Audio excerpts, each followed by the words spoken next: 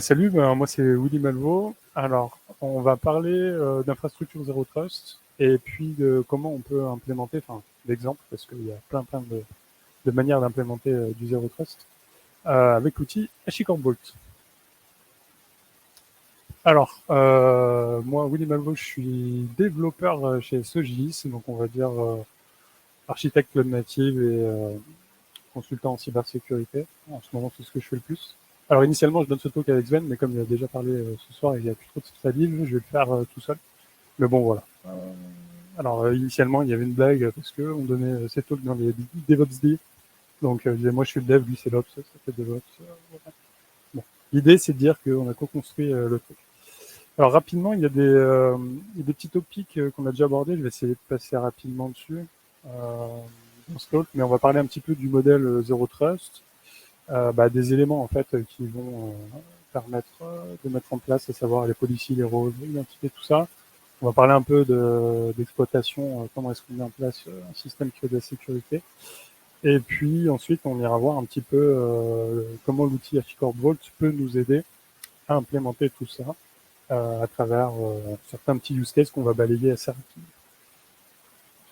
Voilà. Alors, tout d'abord, Zero Trust, pour le buzzword, vous allez retrouver ça aussi sous les acronymes ZTA pour Zero Trust Architecture ou ZTNA pour Zero Trust Network Architecture. Tout ça, c'est à peu près la même chose. Et pour vous expliquer brièvement et puis surtout d'un point de vue un peu, on va dire, théorique et générique, qu'est-ce que c'est le Zero Trust, je vous propose de prendre un modèle qu'on doit à peu près tous connaître, qui est le VPN, typiquement le VPN d'entreprise. Le VPN, c'est quoi? C'est un réseau privé qui est accessible depuis Internet, dans lequel il y a des ressources. Alors ça peut être n'importe quoi, ça peut être un gestionnaire ça peut être une base de données, ça peut être des services, ça peut être plein de choses. Et typiquement, sur notre VPN, on va vouloir mettre un petit peu des mesures de protection pour protéger nos ressources. Donc on va retrouver du contrôle d'accès, du firewalling, du TLS avec une chaîne de certification qui permet de faire de l'authentification serveur et de l'authentification client directement aussi. Alors, traditionnellement, on va dire un extrême du spectre des politiques de sécurité dont on va parler ce soir, on a le modèle château fort. Le modèle château fort, c'est de dire on met à l'intérieur de notre VPN, qui représente le château fort, toutes nos ressources protégées.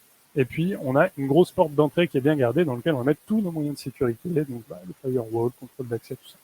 Et une fois qu'on a les clés, en fait, pour ouvrir cette porte, on a accès à tout. Donc ça, c'est un modèle qui existe et qui a fait ses preuves, hein, bien sûr. Le seul problème, c'est que une fois qu'on a la clé pour ouvrir la porte, on a accès à tout ce qui est dans le château.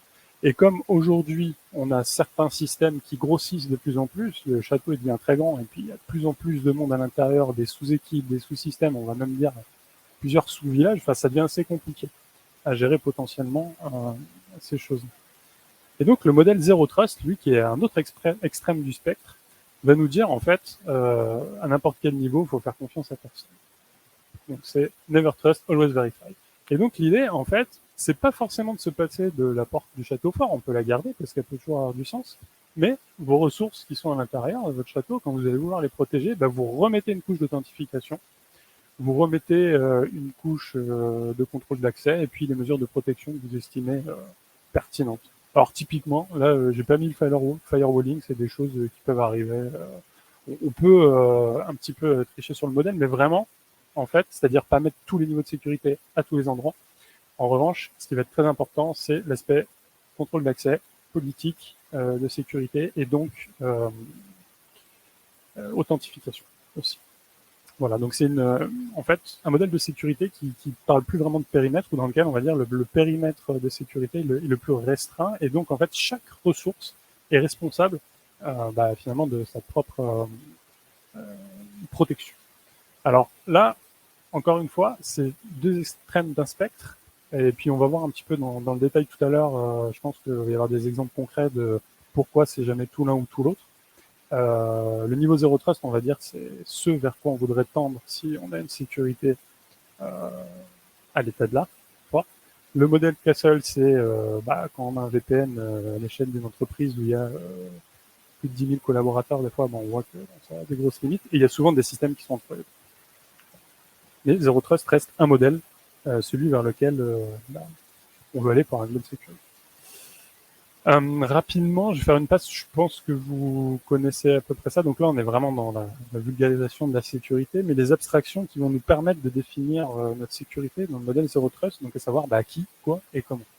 Alors qui, en fait, on a des ressources, on en a parlé, ça peut être une base de données, ça peut être un service, ça peut être des clés, ça peut être plein de choses, mais des choses qu'on va vouloir protéger. Les rôles, en fait, les rôles vont associer à peu près une activité ou un type de personne qui va interagir avec notre système. Ensuite, on va avoir des identités.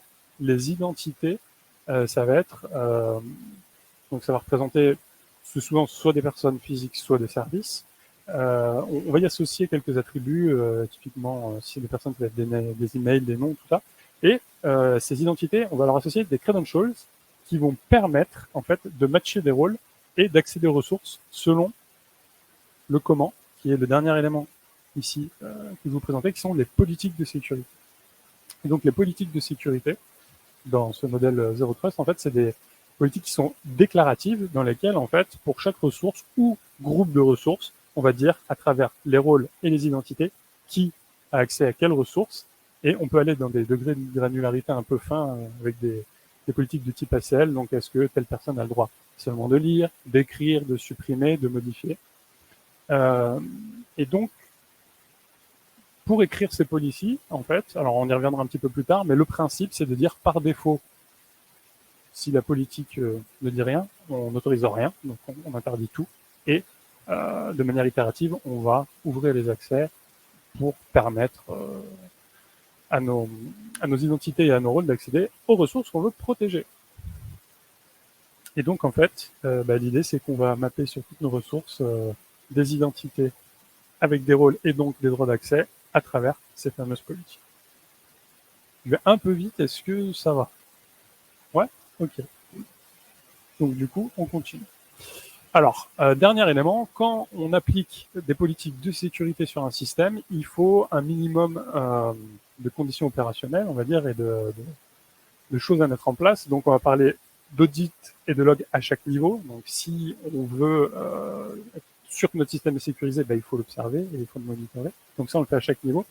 Et dans des infrastructures qui sont grandes, même à partir de 3-4 services, en fait, l'idée, c'est quand même de faire du tracing. Donc ce qu'on appelle du tracing, c'est-à-dire quand on passe plusieurs portes d'entrée. Donc là, on a vu, typiquement, on peut avoir la porte d'entrée du VPN, puis des ressources. Mais des fois, en fait, il y a des architectures qui sont encore plus compliquées. L'idée, c'est quand même de tracer pour une requête donnée le flux, tout simplement, que va parcourir en fait une requête au sens métier ou au sens peut-être même autre chose que vous vouliez y associer, ça peut être géographique, ça peut être plein de choses, mais de tracer en fait le flux d'une requête. Ça, c'est ce qu'on appelait le tracing.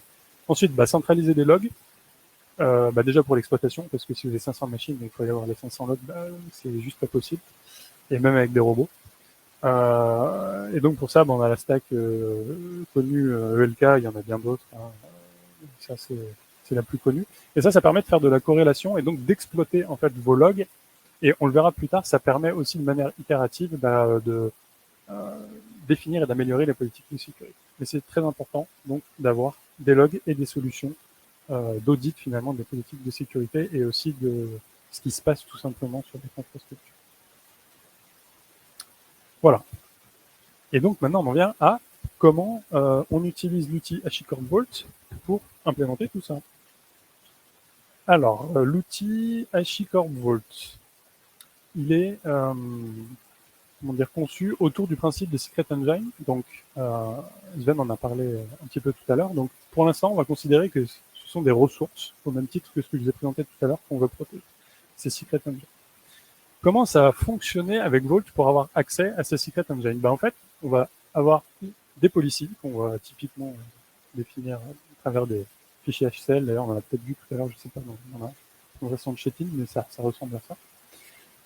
On va avoir des méthodes d'authentification. Alors, des méthodes d'authentification, il y en a plein dans Vault. Et c'est pour ça, d'ailleurs, que cet outil est plus à considérer comme finalement un couteau suisse ou une boîte à outils pour implémenter des bonnes pratiques de sécurité. Donc, quand je parle de méthode d'authentification, ça veut dire que si vous avez, par exemple, un annuaire Active Directory que vous maintenez depuis une dizaine d'années dans votre entreprise, et ben vous allez pouvoir l'utiliser pour faire de l'authentification et donner accès à vos utilisateurs à vous. C'est super bien pour faire de l'intégration sur des systèmes legacy. Et des systèmes d'authentification, il y en a plein. Il y a le SSO, les SSO les plus connus. Ça peut être les principaux cloud providers. Il y a le user mot de passe classique. J'en oublie certainement parce qu'il y en a plein. Mais donc l'idée, en fait, c'est d'avoir qu'on a des méthodes d'authentification qui vont donc pouvoir nous donner accès à toutes les ressources qu'on va avoir dans Vault. Et en particulier, ça je le note parce que je reviendrai tout à l'heure sur un point de performance peut-être. Une fois que vous êtes authentifié avec Vault, vous allez avoir un token qui en fait est une des méthodes d'authentification, mais qui est la plus légère et la plus performante entre guillemets, et qui est, on va dire, native dans Vault. En particulier, quand vous allez démarrer un serveur Vault, vous allez avoir ce qu'on appelle un root token, qui lui va vous permettre de faire, d'avoir les plus hauts privilèges en fait, et qui va vous permettre, à travers les politiques que vous allez définir ensuite, d'avoir des tokens avec des privilèges à moindre.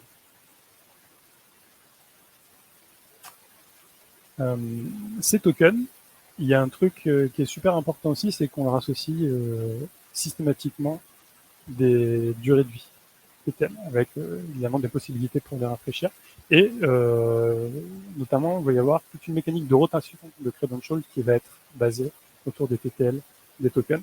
Et en fait, ce qui est assez magique avec cet outil-là, c'est que une fois qu'on a ces simples choses-là, on peut faire vraiment beaucoup de choses. Petit principe opérationnel, on en a parlé un petit peu tout à l'heure sur comment on déploie du Vault.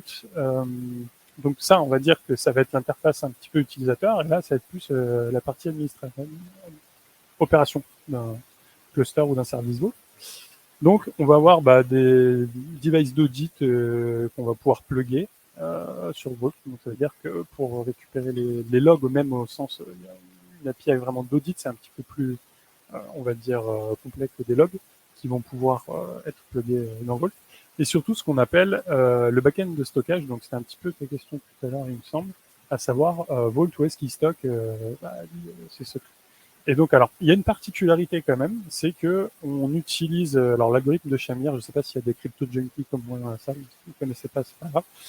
L'algorithme de Shamir qui en fait permet de construire une clé maîtresse à partir de plusieurs morceaux de clés. Donc ça va permettre notamment de faire en sorte que vous ayez une clé maîtresse qui est utilisée par Vault pour que lui chiffre tout ce qu'il a stocké, et cette clé ne peut être retrouvée qu'à partir de plusieurs morceaux. Et donc plusieurs morceaux, ça veut dire que vous allez pouvoir, au lieu qu'il y ait un administrateur qui ait sa clé à lui et qui puisse déverrouiller le serveur Vault, vous pourrez dire, bah non, il me faut au moins 3 administrateurs parmi les 5 ou 6 que j'ai configurés pour qu'on puisse déverrouiller le backend de Vault. Et donc ces backends-là, en fait, on va pouvoir en mettre plein. Ça peut être du stockage file system classique, c'est pas ce qui est spécialement conseillé. On en a parlé tout à l'heure du service KMS sur AWS, ça peut être une solution, il me semble que c'est celle qui est utilisée dans SquareScale notamment. Et puis après, si vous voulez des choses super sécurisées, type des HSM, donc c'est des devices sécurisés, typiquement utilisés dans chez les autorités de certification ou chez les banques. À ce moment-là, vous prenez la version Enterprise de Vault et vous appelez Chitin ou un de ses collègues et il vous aidera à mettre ça en place. Ça va, j'ai bon? Cool. Donc voilà un petit peu pour décrire un petit peu le périmètre de Vault et comment en fait on présente cet outil-là. Je vais aller dans le détail des Secret Engine après, mais est-ce que c'est bon ou est-ce que vous avez des questions à peu près ça va? À ce niveau-là, on est bien? C'est clair? Alors la partie qui est intéressante, enfin tous les aspects de Vault sont intéressants, mais vraiment la partie qu'on utilise, c'est les Secret Engine. Alors, une première famille de Secret Engine, c'est les Cloud Provider Credentials. Donc typiquement, on va prendre l'exemple de SquareScale. SquareScale, si vous voulez déployer des composants sur un cloud provider, Eh ben, en fait, vous allez utiliser des credentials, enfin, à travers Vault, en fait, Squarescale, qui aura des credentials, on va dire, d'un niveau administratif fort, va générer des credentials qui, eux, n'auront que les droits nécessaires pour déployer les ressources que vous avez demandées. Donc, typiquement, vous voulez déployer une base de données, on va générer, grâce à Vault, des credentials AWS qui ne permettent que d'accéder au service de déploiement de la base de données, avec les droits qui vont bien, et un time to live qui va bien. C'est-à-dire, si vous estimez que il faut 1 heure grand max pour déployer votre base de données, sinon vous déclarez que l'opération a échoué et vous faites un rollback, ben vous pouvez avoir un credential qui permet de déployer une base de données pendant 1 heure. Donc en fait, c'est intéressant parce que ça permet d'avoir des politiques de sécurité assez fines et notamment limitées dans le temps, ce qui est super intéressant d'un point de vue sécurité. Et donc, il y a tout un tas de cloud providers qui sont supportés par Vault. Donc là, moi, je mis Azure, AWS, GCP, c'est ceux que je connais. Il y en a d'autres. Je vous renvoie sur la doc de Vault si vous voulez une liste un peu plus exhaustive. Il y a un autre Secret Engine que moi j'aime beaucoup, alors du coup j'ai même été regarder le code de comment c'était foutu, puisque quand je l'ai mis en place chez un client, j'ai trouvé ça finalement assez simple. C'est le Database Engine. Mais en fait, ce Database Engine, il est génial parce qu'il va déverrouiller des scénarios qui apportent vraiment beaucoup de sécurité. Donc je vais vous prendre un exemple. Aujourd'hui, il y a beaucoup de gens qui utilisent, on va dire, Kubernetes. Ouais, non, je suis pas plus Nomad. Dans la réalité, les gens utilisent Kubernetes. Et qui du coup font mal de la sécurité. Je vais vous expliquer pourquoi. Ils vont déployer un cluster de base de données, ok, avec, on va dire, une quinzaine de microservices qui ont le droit d'accéder à cette base de données. Une quinzaine de microservices qui ont 3, 4, 5, 10 instances chacun. Quand on va déployer tout ça, on va devoir définir dans notre base de données des credentials pour que nos services puissent accéder à cette base de données. Généralement, ce qui est fait, c'est que on va créer un compte de service. Ce compte de service, quand on met les credentials dans le Secret Engine de Kubernetes, qui est juste un simple clé-valeur un peu protégé, on est déjà content. Sauf que on va avoir tous nos services, donc les 15 différents, plus si on multiplie par les instances, des fois on a 500 instances de services, qui vont tous se partager la même clé et le même compte de service pour accéder à la base de données.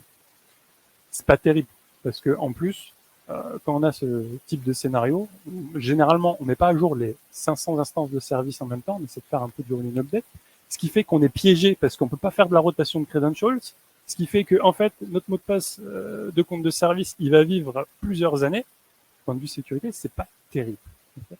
Et donc, ce que propose Vault, en fait, pour corriger ce problème, c'est tout simplement de générer pour vous sur les bases de données les plus connues, donc Postgre, Oracle, Mongo, Elasticsearch, je pense qu'on peut le faire sur d'autres aussi, des credentials à la volée pour vos services. Et donc, en fait, ce qui se passe, c'est que vous allez donner à Vault des credentials de niveau administrateur sur votre base de données.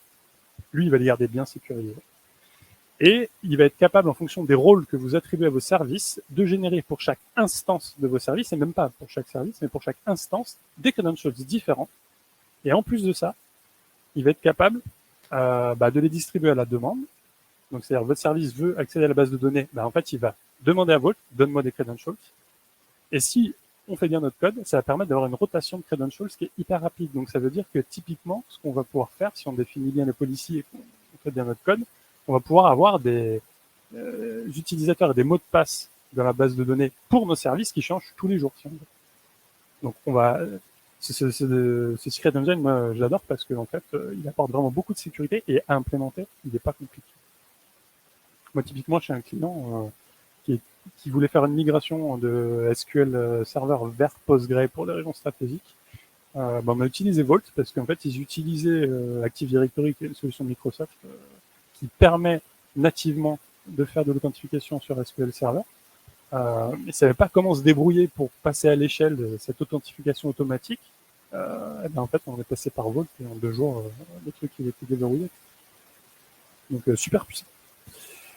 Un autre Secret Engine, c'est le key value en fait. Alors ça paraît très bête, mais en fait c'est juste ce qu'on appelle le Secret Engine, le secret place dans Kubernetes. Hein. En fait, c'est vous avez une valeur, c'est mon mot de passe de machin, et puis en fait vous mettez tout simplement, donc vous avez une clé, pardon, vous mettez la valeur dedans, et les personnes que vous avez autorisées, en fonction des politiques et s'ils ont un token qui n'a pas expiré, peuvent aller chercher ce secret-là et vous pouvez les partager comme ça. On peut faire pas mal de choses avec ça. Il y a Transit Engine aussi, qui est un cas assez particulier dont je voulais vous parler. Transit, ça permet de faire ce qu'on appelle du chiffrement as a service. Okay. As a service. En fait, tout simplement, vous allez vouloir chiffrer une donnée. Vous allez l'envoyer à Vault. Je suis le service A, j'ai le droit de chiffrer une donnée, je l'envoie à Vault. Le service B, lui, dans vos policies, a été déclaré comme ayant le droit de déchiffrer cette donnée. Il va récupérer une donnée chiffrée, il va aller voir Vault, il va dire, moi, je suis service B, déchiffre-moi cette donnée. Pourquoi c'est intéressant? Parce que les clés de chiffrement, c'est Vault qui les gère. Et il les gère de façon automatique, c'est-à-dire que si vous voulez faire de la rotation de clés et avoir plusieurs générations de versions de clés, en fait, Vault va pouvoir le faire pour vous. Chose qui est assez pénible et qu'on fait rarement correctement. Alors après, peut se poser la question de savoir est-ce que ça coûte pas trop cher quand je vais donner chiffrer mes données, les envoyer à vous. Alors là, ça va être dans l'architecture de votre application qu'il va falloir être un petit peu malin. Typiquement, si vous voulez utiliser ça pour chiffrer des mots de passe, ça peut être l'idée, vous allez générer une clé de session pour éviter qu'à chaque fois que l'on vienne vous demander un mot de passe, vous demandez à Vault. Si vous chiffrez des données un peu volumineuses, vous allez vous assurer d'avoir un cluster qui tient la charge. Mais pour la petite histoire, j'ai déjà utilisé ça pour chiffrer des bons porteurs, donc des chèques cadeaux sur un service qui permet d'acheter en ligne des bons cadeaux, et ça passe quand même bien les chaînes. Avant de faire transpirer un cluster Vault, on peut commencer à envoyer de la donnée. Et j'avoue que un de mes objectifs dans la vie, c'est de faire un benchmark de ce Secret Engine. J'en ai discuté avec une développeuse de Vault de chez vous qui m'a dit qu'on n'avait pas fait ça encore. Donc, faut le faire un jour. Ça peut être intéressant. Alors, il y a plein de Secret Engine dont je peux pas vous parler aujourd'hui parce que sinon on va finir très tard. Donc, je vous inviterai à aller voir sur le site de Vault tout ce qu'il y a. Il y en a un dernier qui est super important. C'est que Vault, en fait, il y a une PKI intégrée et donc il peut vous servir. Donc PKI, Public Key Infrastructure, c'est donc un système qui va vous permettre de gérer notamment vos propres certificats. Et si vous faites du TLS, typiquement, ça va vous permettre de gérer toute votre chaîne de certification. Et ça, c'est super intéressant parce que avec les autres outils d'HashiCorp en plus, notamment Consul, Nomad, tout ça, on va pouvoir automatiser des choses. Et c'est ça qui va nous permettre d'avoir une vraie infrastructure Zero Trust, notamment, j'y reviendrai tout à l'heure, une infrastructure où tous les petits microservices que vous avez dans votre infrastructure se parlent à travers des canaux chiffrés et savent s'authentifier les uns les autres. Ça, je l'ai pas vu souvent. Donc, rapidement, comment on fait du coup, si on veut bootstrapper une infra Zero Trust avec Vault, on va commencer par notre cérémonie de clés. Donc, on va définir les fameuses clés avec la grille de Shamir qui vont permettre de déverrouiller ce qu'on appelle unseal en termes de Vault. Donc, j'aime pas trop le dire en français, mais c'est du décèlement. Ouais, déceler, c'est plus joli unseal. Voilà. Et donc, ça va nous permettre de démarrer notre chaîne de confiance et donc d'activer notre PKI, de générer tous nos certificats, notamment pour toutes nos ressources. Ensuite, de définir nos politiques d'accès, comme on l'a vu tout à l'heure, pour des cas d'usage vraiment très variés et hétérogènes, grâce au Secret Engine. Rapidement, quelques use cases un peu génériques qu'on va pouvoir adresser grâce, on va dire, au principe Zero Trust et notamment grâce à Vault. Donc, application de microservices massivement distribuée. Si vous utilisez un outil tel que Vault, vous allez pouvoir automatiser, beaucoup de choses et notamment l'attribution aux instances de politique de sécurité. On l'a vu tout à l'heure, vous allez pouvoir gérer des choses comme les secrets de vos bases de données de manière automatisée, de manière fine, avec de la révocation qui va être géré par Vault pour vous, la révocation de secret. Donc ça va être super intéressant pour passer à l'échelle. Vous allez pouvoir gérer aussi des scopes de sécurité hétérogènes, donc c'est-à-dire des niveaux de politique de sécurité différents tout simplement en fonction des zones de sécurité que vous avez dans votre infrastructure. Vous allez pouvoir gérer des environnements qui sont non sûrs, donc c'est-à-dire vous allez pouvoir faire de l'authentification forte à chaque niveau, et notamment grâce à tous les mécanismes d'authentification qui sont implémentés comme plugin dans Vault, vous allez pouvoir multiplier le système d'authentification, faire de l'Active Directory d'un côté, faire du SSO de l'autre, et vous allez pouvoir rejoindre en fait ces choses-là.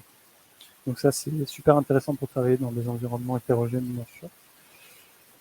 Un truc super, c'est que ça permet d'automatiser à l'échelle le cycle de vie de vos secrets et de pouvoir faire de la répudiation de secrets. Si vous dites, bah là, le service machin, il y a un truc chelou, il y a peut-être un dev qui a fait une connerie, ça n'a pas l'air super sécurisé, bah, en fait, vous éditez la politique de sécurité, hop, c'est fini. Il n'a plus accès à rien. Tout est propagé rapidement. Et donc, si on pousse à l'extrême, on peut aussi gérer une flotte d'objets IoT, la visibilité, est-ce que cet objet est accessible, visible par un tel. Alors après, là, on va repartir sur l'intégration de tous les services HashiCorp, notamment avec Consul, notamment avec Terraform aussi, pourquoi pas. Et un super produit HashiCorp. Pardon?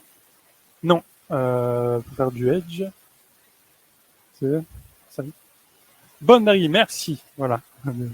Et donc, oui, donc un service HashiCorp qui est assez récent, je crois que ça fait 2 ans, hein, Bonne Marie, que ça existe, qui du coup va être la brique spécialisée que je vous invite à aller voir si vous connaissez pas et que ce sujet vous intéresse, qui va permettre justement au niveau ce qu'on appelle Edge Computing, c'est-à-dire vraiment en bout de chaîne d'Internet et des devices qui peuvent être déconnectés, nombreux, déconnectés, reconnectés, de faire du contrôle d'accès et d'appliquer des politiques de sécurité type 0.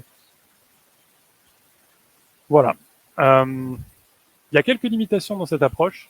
C'est super important quand on découvre des nouvelles technologies, des nouvelles pratiques, de connaître les limitations. Bah, en fait, c'est quand on a une infrastructure qui est riche et que donc on veut gérer à grain fin la sécurité à travers une méthodologie de type Zero Trust, eh ben, il va falloir les écrire, ces politiques. Et ça, c'est la partie qui va être un peu compliquée. Donc là, en fait, il y a 2 grandes écoles. Soit l'approche empirique, c'est-à-dire bah, on laisse ouvert, on observe, et puis en fonction de ce qu'on voit, eh ben, on va restreindre un petit peu, et en fonction de ce qu'on apprend, on va rajouter des politiques de sécurité. Et il y a l'approche théorique qui dit, ben, on va tout spécifier, donc la fameuse matrice de flux, hein, ça fait un peu penser à ça, le fichier Excel dont parlait Cécile tout à l'heure, où on dit, ben, on va théoriser le truc. Alors c'est une approche un peu plus protective, hein, bien sûr. On va tout spécifier et ensuite on va l'implémenter. Alors ça peut être assez long d'ailleurs, Cécile en a parlé tout à l'heure, parce qu'il faut vraiment faire le tour, savoir ce qu'on fait, et ensuite aller implémenter. Évidemment, on peut faire un peu des deux, c'est-à-dire on essaie de grossir un périmètre, et grâce notamment à l'audit et l'observabilité dont j'ai parlé tout à l'heure, eh ben, on regarde notre système. Qu'est-ce qui se passe? Est-ce qu'on comprend ce qui se passe? Ah, si on comprend pas, on regarde un petit peu plus, et puis on essaie d'affiner les politiques de sécurité. Des fois, même un truc typique, c'est il y a des choses où on ne sait pas trop s'il faut les autoriser ou pas, parce qu'on voit passer des choses auxquelles on n'a pas pensé, on interdit, et puis on attend de voir s'il y a quelqu'un qui gueule. Une technique approuvée par des générations entières de système. Voilà. Et donc, bah après, il faut bootstrapper le système, comme on disait, mettre en place surtout une chaîne d'audit et de traçabilité, c'est super important. Et grâce à ça, vous allez pouvoir approvisionner, affiner vos politiques de sécurité grâce à une boucle de type continuous. Voilà. On arrive à la fin. Et donc, je vous ai tout résumé sur un seul slide. Donc, si vous dormez jusqu'à maintenant, là, c'est le dernier effort de concentration. Alors, la sécurité, c'est une problématique difficile, surtout quand on passe à l'échelle avec des environnements hétérogènes. Ça devient de plus en plus compliqué. Ça reste malgré tout obligatoire, parce qu'aujourd'hui, toute l'industrie du numérique est quand même basée sur de la sécurité. On le sait, il y a beaucoup d'attaques, des ransomware, tout ça. La cyberguerre même maintenant, qui commence à se dessiner un petit peu. Donc la sécurité, c'est obligatoire. Il faut en avoir. Okay. Principe de base, trace, audit, respond, plan, do, act. Ça commence pas à la même étape, mais en gros, voilà. Vous regardez ce qui se passe, vous comprenez, vous affinez. Et surtout, il y a des super outils sur le marché pour vous aider. Donc, utilisez-les. Dernier conseil, ne faites confiance à personne. Voilà. C'est tout pour moi, je vous remercie.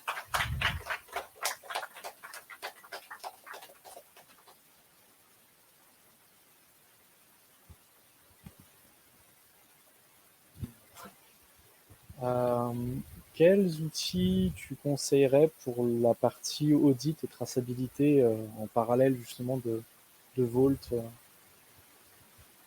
Alors, c'est une bonne question et ça va dépendre, je pense, de revenir. Ça va dépendre en fait du contexte dans lequel tu travailles. Donc, audit device dans des environnements cloud natifs, ça va être typiquement du tu vas coupler une stack ELK, pardon, et SIEM, ouais. Ah, ça c'est le vocabulaire que je connais pas, mais le vocabulaire de SIEM, c'est système. Ouais, voilà, ouais, c'est ça. Exactement. Non, mais je l'avais su. Ok.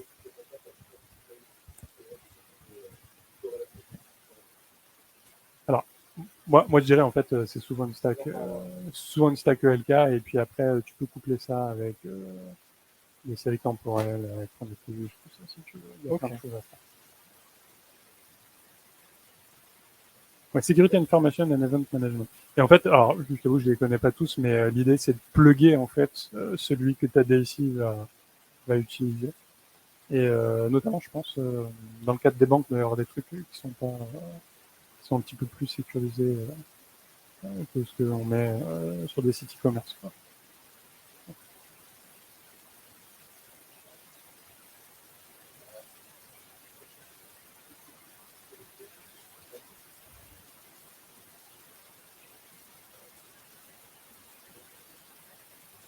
Je sais pas si c'est ça que c'est.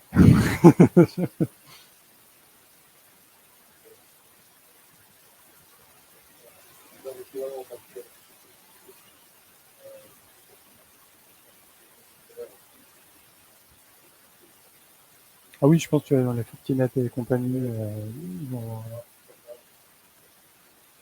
Ok, merci. Autre question? Sinon, ça peut être autour d'un verre, d'un morceau à manger juste après.